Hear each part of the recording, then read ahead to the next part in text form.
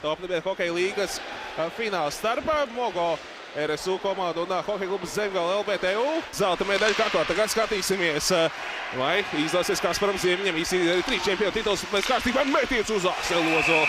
Sargātajiem vārtiem Snevits Sarkaņa izpildījumā arī viens no zilās līnijas raidrība tālu Zemgales aizsardzības zonā. Pirms tam tiem pielvēlētais Atlovskis. Un Ozols glābi. Ar kāju sargu atvairīja, bet uzbrukums turpinās. Ja nemaldos, arī Henrijs Ančs tieši pie tās komandas sastāvā. Arī daudz treneru sastāv bīstamu situāciju jau pie Akseli Ozola sargātajiem vārtiem. Tas ar pozīcijā tikai dēļ šī parametra, jo spēlētājs bija ar labo nulles satvērienu. Un labi sev aplēcot bīstamu situāciju. Vārti gan tika izgrūsti. Visticamākais varbūt arī tiks skatīts video, bet grūti pateikt. Katrā ziņā Ripa šķērsoja vārtu līniju. No mūsu pozīcijām skatoties, tie vārti vai bija vietā vai nebija, tas ir jautājums. 1-2 vārti var izšķirt spēles likteni. Bet šis 14-1 arī, tā ir izslēgšanas spējas specifika. Nav jau svarīgi, cik tu zaudē 0-10 vai 0-1. Tāds vienalga ir zaudējums, un tas ir viena zaudēta spēle sērijā. Piespēle jau aiz vārtiem bija precīzi. Pusfināla sērijā vairākas reizes nācās pieminēt to, ka latviešu hokeisti zina Mārtiņu Kašu, vienu no Latvijas šefinātā, tikmēr Vasiļevs atspēja atpakaļ zilo līniju. Tāds labs asts uzmetiens uz vārtiem nebija priekšā Ozolam neviens, bet brīvdienās. Un zaudēt spēlē Latvijai, tas bija droši vien šokējoši visai Kanādai. Jā. Bet, cepurnos mūsu hokejas priekšā Aksels Ozols bija čempionātā. Tieši Ēriks Mateiko sezonas laikā pārgāja uz tiešām ļoti zināmu Kvebeks junioru līgas komandu, tikmēr metiens uz Akseli Ozola sargātajiem vārtiem. Un tagad veidojas uzbrukums. Laba metiena pozīcija. Pārāk ilgi gatavojās. Mauriņš visu redz un Ripo arī piespied pie ledus. Tāpēc tam atlec no apmalas vārtu priekšā. Izsekoja līdz jaunais vārtsargs. Zviedrijā iesāk šo sezonu Mauriņš, bet pār junioru līgā un pārbrauc uz Mogo vadošo mājiņu. Domāju, tas nav netīšā. Visticamākais šīs mājiņas galvenais uzdevums arī ir noturēt A grupā rezultātu 0-11, lai nomierinātu iekarsušos fans, kas laukumā raidīja. Vārti! Sotnieks meta pa vārtiem, bet tur izskatījās, ka bija rikošets, katrā ziņā Aksels Ozols it kā reaģēja, bet Ripa visticamākais, ka mainīja tomēr lidojumu virzienu. Skatās. Sarkani mums rāda. Mājas biedram Mārtiņam Vītolam, viens no 2 Vītoliem Zemgales sastāvā. Neija.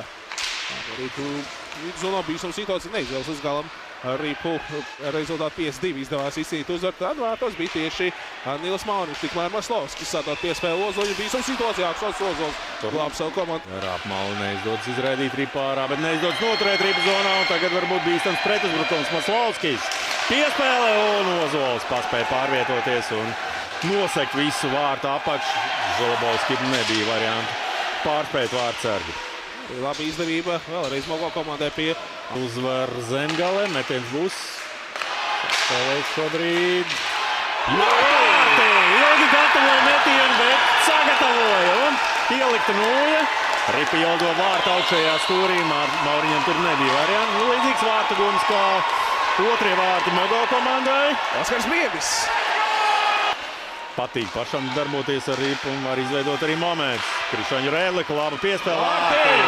Tur vārta priekšā, izmisīgi cīnījās. Jā, vārtsargu laukumu skatīt, visticamākais. Šeit tiesneši bija, tur cīņa pie vārtsargu laukuma robežas. Grūti tur pagaidām pateikt. Renārds Bērziņš šeit izpildīja šo metienu. Vārtu priekšā bija arī Krišāns Rēdliks. Tur nekas cits. Principā tā iet laukumā un šeit nobloķē. Krūmiņš bloķējot lēnieku metienu. No šādām epizodēm iespējams arī mazliet lauz spēles gaitu. 3 minūtes palikušas un tagad garām vārtiem. Jā, tādas iespējas principā ir jāizmanto un vismaz vārtos ir jātrāp.